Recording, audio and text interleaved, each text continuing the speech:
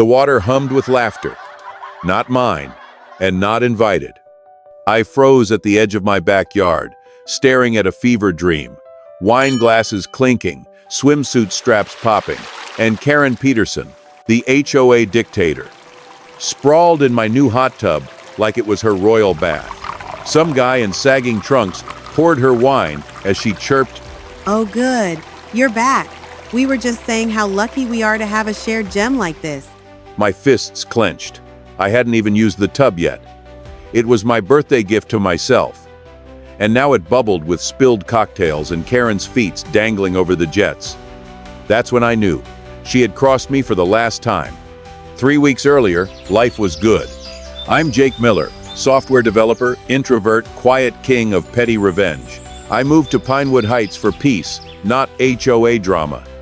I spent months designing my dream tub, tucked behind a privacy fence I'd paid extra to survey. Then Karen showed up with a clipboard peering over my fence. "Nice setup. Technically needs HOA approval, but I'll let it slide." I reminded her it was private property. She smirked and left. 2 days later, footprints marred my new concrete. My camera caught Lydia and Greg from down the street climbing my gate in robes like bargain bin spies. I called Karen. She laughed it off. "Relax, it's just water." I upgraded locks, posted signs. I thought it was over. It wasn't. While I was gone for the weekend, Karen struck again. Rounding the house, I found a full-blown party. Balloons, music, fairy lights, and Karen acting like she owned the place. "Hope you don't mind. The board agreed this should be communal." I didn't argue. I just smiled and walked back inside. Not with rage, but glee. See, my college buddy Nate worked at a dye lab. I called him, "How fast can you ship me something fun and maybe a little purple?" 2 days later, a box arrived. A vial labeled, "For testing only." In cool water, it stayed invisible. In hot water, it bloomed into stubborn neon purple, staining skin for days. I tested it. Perfect. I slipped it into the tub's additive pod, set the trap, and parked my car 2 streets over. Sure enough, Saturday afternoon, Karen and her gang waltzed in. For a few minutes, it was giggles and splashes. Until Todd frowned. "Is this normal?" His skin turned neon purple. Lydia shrieked. Greg cursed.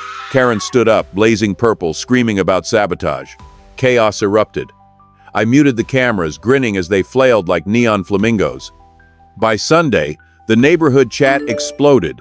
Memes, jokes about the purple overlord. Karen fought back, filing an HOA complaint for chemical assault.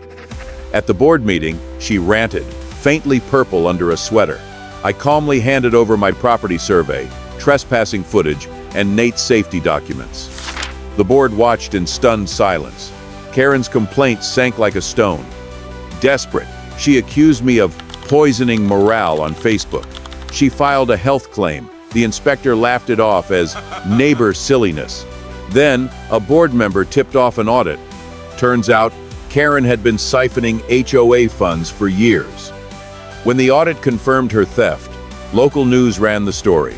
Pinewood's HOA hustle. Karen sued me for emotional distress. In court, my footage, permits, and affidavits shredded her case.